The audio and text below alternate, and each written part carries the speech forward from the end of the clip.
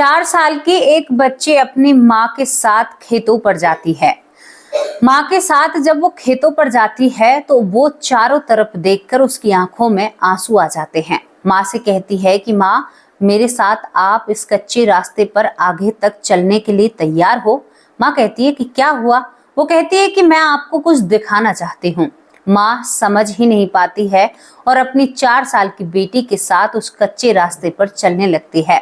आखिर में जाकर वो रास्ता समाप्त हो जाता है। वहां पर जाकर वो बेटी कहती है, माँ, इस जमीन को खुदवा सकती हो तुम? माँ डांटती है, क्या तू मुझे यहाँ पर जमीन खुदवाने के लिए लाई है? किसका खेत है? दूसरे गांव का सिमाना लग रहा है और तू मुझसे यहाँ पर ये कह रही है कि मैं इस जमीन को खोदूं? लोग मुझे मारेंगे, डांट लगाएंगे। हमारे खेतों में क्या कर रही हो? तो ये लड़की जमीन पर बैठकर रोने लगती है। आपको ये छोटी सी बात समझ में नहीं आ रही माँ? मैं यहाँ पर जवान अवस्था में दफन हुई पड़ी हूँ। मेरा शरीर इस जमीन के अंदर है। माँ कहती है कि तू बावली हो गई है। माँ 2 तमाचे बेटी को लगाती है और अपने साथ घर ले आती है। घर आते ही सारी बातें पति को बताती है। कहती है कि आपकी बेटी ने ऐसे ऐसे आज ये सब कुछ किया है। मैं तो इसकी बातों से परेशान हो चुकी हूँ। आखिरकार दोस्तों, जब वो लड़की अपने शरीर में थी तो फिर वो ये क्यों कह रही थी कि मैं यहाँ पर दफन हूँ, उस खेत में दफन हूँ? ये लड़की अपनी माँ से कहती है कि माँ, कुछ लोगों ने मेरे शरीर से आभूषण उतारे और मुझे जान से मारा। मारने के बाद इस जमीन के अंदर दफन कर दिया। माँ बाप और भी सदमे में आ जाते हैं और सोचने पर मजबूर हो जाते हैं, इतना निर्दयी कौन हो सकता है। ये कहती है कि मैं अपने पति का खाना देने के लिए खेतों पर जाती हूँ और तब मेरे साथ ये घटना होती है।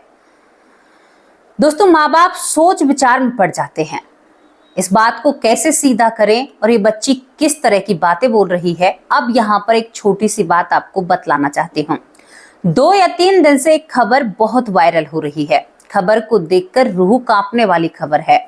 आपने सुना होगा, एक महिला को मेहनत मजदूरी के लिए बुलाया जाता है और जो पति पत्नी उसे मजदूरी करने के लिए लेकर जाते हैं अपनी मोटरसाइकिल पर बिठाकर, वही लोग उस महिला के पैरों को काटकर भाग जाते हैं। अब महिला के पैर क्यों काटे गए थे, उसके शरीर से अलग क्यों किए गए थे? क्योंकि उस महिला के पैरों में बहुत ज्यादा 1 या 1.5 किलो के करीबन चांदी उस महिला ने पहनी हुई थी। और उस महिला की वीडियो आपने जरूर सोशल मीडिया पर जरूर देखी। कोई ही होगा जिसने वो वीडियो ना देखी हो। किस किसने वो वीडियो देखी है जो बहुत ज्यादा वायरल हो रही है, जहां पर महिला के साथ ये वारदात हुई है। वो महिला की हालत बहुत ही खराब है, हॉस्पिटल में भी पहुंच गई है। लेकिन आप सोच कर देखिए कि आपके दोनों पैरों को चांदी के लिए, लालच के लिए इस तरह से कर दिया जाए तो आप पर क्या बीतेगी। हिम्मत है उस महिला की, वो पड़ी रही, उस घास में पड़ी रही उस जगह पर और इंतजार करती रही मदद का। तो कुछ इस तरह का ही ये मामला है जो आप लोगों को सुनाना चाहती हूँ। और इस घटना को आप ध्यान से सुनना कि क्यों एक बेटी कह रही है कि मेरा शरीर इस खेत में दफन है, जल्दी से मेरा शरीर निकलवाओ, मुझे अपने ससुराल जाना है। मैं अपने ससुराल को जानती हूँ, मेरा पति है, मैं अपने पति का खाना देने के लिए जा रही थी। अगर ये सब कुछ था तो फिर इसकी उम्र 4 साल कैसे थी जब ये अपने पति को जानती थी, यानी इसकी शादी भी हो चुकी थी। दोस्तों, बड़ी रोचक घटना है और सच्ची घटना है। और कौन कौन उस जगह से हैं, मुझे कमेंट बॉक्स में अपनी राय जरूर लिखकर भेजना। आपको इस घटना को जानना है तो हमारे साथ आपको जिला बरेली के क्युलडिया जगह पर जाना होगा, गांव है। और यहाँ पर एक गौरी मिश्रा हैं जिनसे हमें बात करनी होंगे। गौरी मिश्रा, जिनका मायका यहाँ पर बहुआ बाजार होता है, बहुआ बाजार की ये रहने वाली होती हैं। बहुआ बाजार नाम का एक गांव होता है बाजार, यहाँ पर ये गौरी मिश्रा पैदा होती हैं। बहुआ बाजार गांव में ये पैदा होती हैं। पैदा होने के साथ साथ दोस्तों ये बहुत ज्यादा रोती हैं और बहुत ज्यादा विचलित तरीके से रहा करती हैं, यानी बचपन से ही बेचैनी इस लड़की में नजर आती थी। क्यों? क्योंकि ये आम बच्चों से ज्यादा रोया करती थी और बहुत ही ज्यादा घर वालों को परेशान किया करती थी। धीरे धीरे जब ये थोड़ी सी बड़ी होती है तो खेतों पर जाकर ये और भी ज्यादा रोया करती थी। और जब ये थोड़ा थोड़ा बोलने लगती है तो खेतों पर जो भी इसको ले जाया करता था उससे बस ये कहा करती थी उंगली करके कि मुझे इस तरफ जाना है। यानी ये यहाँ पर एक कन्नौजिया गंग यानी यहाँ पर ये जागी डाडी गांव की तरफ हाथ किया करती थी। यानी जो ये गांव बहुआ बाजार है, इसके पास ही जागी डाडी गांव पड़ता है। ये जागी डाडी गांव की तरफ अपनी उंगली करती है और कहती है, मतलब कहती तो नहीं है लेकिन इशारा करती है कि मुझे वहां पर जाना है। इस तरह की परिस्थितियां बन रही थी, लेकिन ये लड़की जब बोलने लगती है तो कहती है कि मुझे जागी डाडी गांव जाना है। दोस्तों, यहाँ पर जब ये बात सुनती है माँ और पिता, तो कहते हैं कि जागी डाडी तो हमारे पास में ही है, उन गांव वालों के खेत और हमारे खेत एक दूसरे से भिड़े हुए हैं। लेकिन ये लड़की आगे चल के जो गौरी है और भी बहुत कुछ बताने वाली थी। धीरे धीरे गौरी जब बड़ी होती है तो बड़ी होने के साथ साथ जब ये 4 साल की होती है तो कहती है कि मेरा पति मेरा इंतजार कर रहा होगा। मेरा पति बहुत ज्यादा बड़ा किसान था, बहुत ज्यादा काम किया करता था। यानी ये कहती है कि मैं कन्नौज या गंगवार के उसमें से आती हूँ, जैसे रावत है, जाखड़ है, यानी आप जैसे जब सभी के गोत्र हैं, जैसे हमारे डॉक्टर सुरेश सोनी भाई हैं तो शायद सोनी उनका गोत्र है, मुझे नहीं पता पक्का, लेकिन इस तरह से हिसाब से मैं आपको बता रही हूँ। ऐसे ही इनका जो मतलब एक होती है ना कि गुजर जाट, मतलब कुछ इस तरह की चीजें होती हैं। तो कन्नौज या गंगवार भी कोई इस तरह की चीज होती है। कन्नौज या गंगवार ये अपने आप को बताती है, मतलब उनमें से मैं आती हूँ। फिलहाल ये ब्राह्मण के घर में पैदा हुई थी, यानी ब्राह्मण के घर में जन्म हुआ था और पिछले जन्म में ये कन्नौज या गंगवार थी। ये कहती है कि हमारी तो बहुत बड़ी खेती थी, हमारे पास बहुत सोना था, चांदी था, मैं बहुत जेवर पहना करती थी, मुझे बहुत गहने पहनने की आदत थी। माँ बाप कहते हैं कि कौन से गहने, क्या बात है, ये बातें हमारी समझ में नहीं आ रही हैं। इसके बाद एक दिन इसकी माँ इसको खेतों पर ले जाती है। जब ये खेतों पर जाती है तो खेतों पर जाते ही ये रोने लगती है। माँ कहती है कि बेटा क्यों रो रही है? 4.5 साल की थी। ये कहती है कि माँ, ये जो कच्चा रास्ता है ना, ये मुझे धीमे धीमे सपनों में दिखाई देता है, इस रास्ते पर आगे चलकर मुझे कुछ देखना है, साफ साफ बोलती है। अब माँ कहती है कि चुप हो जाएगी, इसको अपने साथ ले जाऊं। ये कच्चे रास्ते पर माँ से आगे चली जाती है, दौड़ती ही चली जाती है और माँ इसे रोकने की कोशिश करती है। कहती है कि गौरी गौरी तू कहाँ जा रही है? देख बेटा, इतने आगे मत जा, तुझे कोई चोट लग जाएगी, तू गिर जाएगी। लेकिन गौरी कच्चे रास्ते में भागे ही जा रही थी। गौरी भागती भागती एक जगह पर खड़ी हो जाती है, आसमान की तरफ देखती है, सोच विचार करती है और कहती है कि माँ, तुम इस जगह को खुदवा सकती हो? माँ कहती है, हप, कोई मारेगा हमें? तू ऐसी बातें क्यों कर रही है? क्या अपनी माँ को पिटवाना चाहती है? गौरी कहती है कि नहीं माँ, मैं आपको पिटवाना नहीं चाहती, लेकिन जो ये जगह है ना, इसमें मेरा वो शरीर दफन है जो कभी गहने पहना करता था। माँ, एक दिन मैं अपने पति की रोटियां लेकर यहीं पर आ रही थी, लेकिन मुझे यहाँ पर गहने लूटकर दफना दिया जाता है, क्योंकि मेरे पति का जो ठिकाना था, हमारे खेत, इससे करीबन 14 किले दूर थे, यानी इस रास्ते से पल्ली तरफ थे, यानी इस रास्ते से निकलते हुए इसके साथ हादसा होता है। ये इस बात की पुष्टि करती है। गौरी की माँ कहती है कि ऐसा कुछ भी नहीं है, मैं नहीं सुनती इस बात को, अगर ऐसा कुछ होता तो तुझे वैसे ही कोई भ्रम हुआ है। माँ जबरदस्ती बेटी को गोद में उठाती है तो बेटी कहती है कि क्या मेरे लिए माँ इतना भी नहीं कर सकती? मैं सच कह रही हूँ, मेरा शरीर यहाँ पर है, आप खुदवा कर तो देखिए। इस लड़की ने अपनी उस जगह को पहचान लिया था जहां पर इसको दफनाया गया था, लेकिन बात अभी पूरी सामने नहीं आई थी। ये माँ जल्दी सी थोड़ा बहुत पशुओं का चारा समेटती है और घर पहुंचती है। गुस्से में गौरी को गोद से उतारती और कहती है कि तुमने बहुत परेशान करके रख दिया है। कभी पति कहती है, कभी कहती है कि मुझे लूट लिया गया, कभी कहती है कि मेरे शरीर के साथ ये किया गया। तू चाहती क्या है? क्या चाहती है? दूसरे के खेत में क्या मैं खुदाई करूं? इस तरह से माँ डांट लगाती है। पिता 4 साल की बेटी को गोद में भरते हुए कहता है कि क्यों बच्ची को परेशान कर रही हो? तभी यहाँ पर ये महिला कहती है कि तुम्हें तो परेशानी लग रही है, आज इसने पता नहीं किसके खेत में ले जाकर मुझे खड़ा कर दिया, और कहती है कि यहाँ से खोदो, यहाँ पर मेरा शरीर दफन है। अब इसका शरीर कहाँ से दफन होगा? ये तुम्हारी गोद में बैठी हुई है। और लड़की गौरी बहुत जोर जोर से रो रही है। गौरी के आंसू उसके पिता पहुंचते हैं और कहते हैं कि बेटा क्या बात है? तो गौरी अपने पिता से बात करना चाहती है। 4.5 साल की गौरी कहती है कि पिताजी, मैं यहाँ पर जागी डाडी गांव की रहने वाली हूँ। यानी जो इस गांव से थोड़ी सी दूर है, जो इस बहुआ बाजार गांव से थोड़ी सी दूर है। और उस गांव की मैं रहने वाली हूँ और उस गांव में मैं कन्नौज या गंगवार के यानी कुनबे से आती थी। हमारा बहुत बड़ा परिवार था। मेरे पति एक बहुत बड़े किसान थे। मेरे पास बहुत सारा गहना और जेवर सोना चांदी था।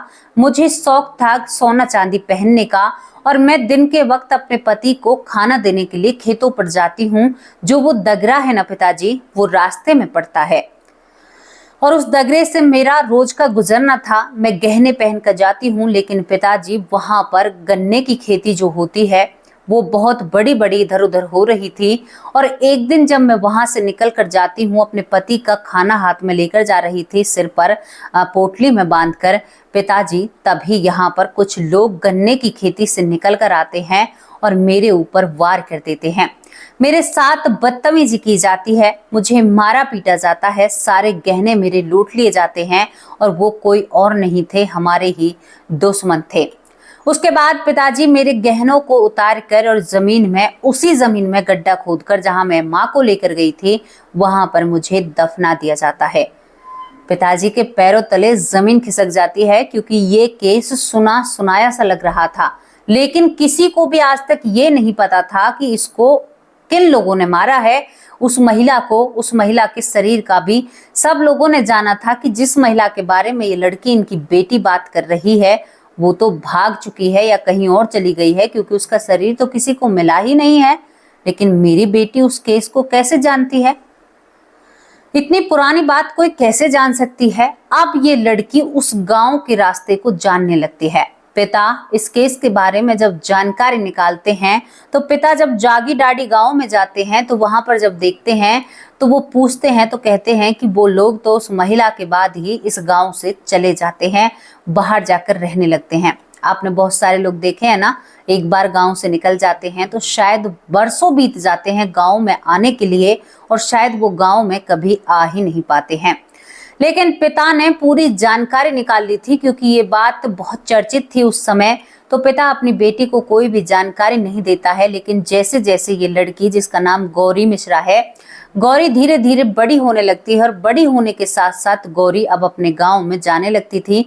पैदल वो वहां पर चली जाया करती थी, अपनी सहेलियों को साथ ले जाया करती थी और वो अपने घरों को पहचान लिया करती थी, जिन घरों की शायद आज दशा बहुत बुरी थी, जहां पर वो सेठानी बनकर रहा करती थी, सोना चांदी पहना करती थी, जहां पर वो रहा करती थी। अपनी सहेलियों से कहा करती थी कि कभी मैं यहाँ पर रहती थी, हमारा घर ऐसे चलता था, पता नहीं मेरे पति कहाँ पर चले गए, कहाँ गए हैं। और उन घर को वो बड़ी ही प्यार से, और जब भी वो उस घर में जाती है तब भी रोया करती थी। उस घर की दीवारों को देखकर, वो घर बिल्कुल खंडर हो चुके थे, वहां पर परिवार का एक भी सदस्य नहीं मिलता है।